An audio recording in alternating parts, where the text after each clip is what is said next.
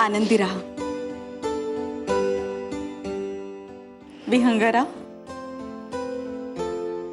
काळजाचा तुकडा तुमच्या हवाली करतो। काकू तुम्ही निर्धास्त राहा। काळजी घ्या।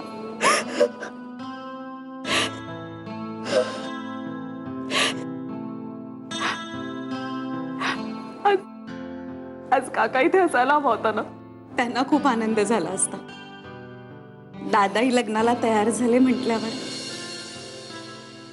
तू फोन कर त्यांना, त्यांना बरं वाटेल।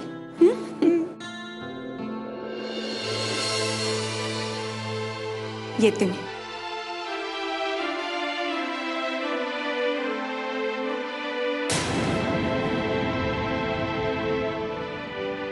नाही राहू दे।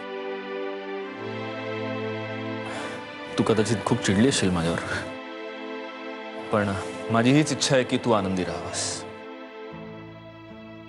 फक्त एकच लक्षात ठेव मधुरा,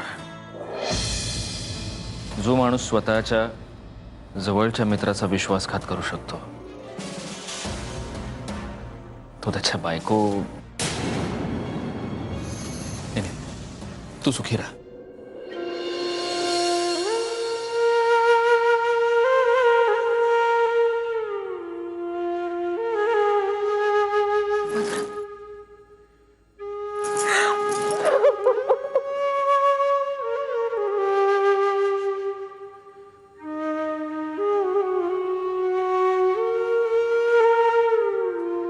हे बेडे, रडू नकोस अशी।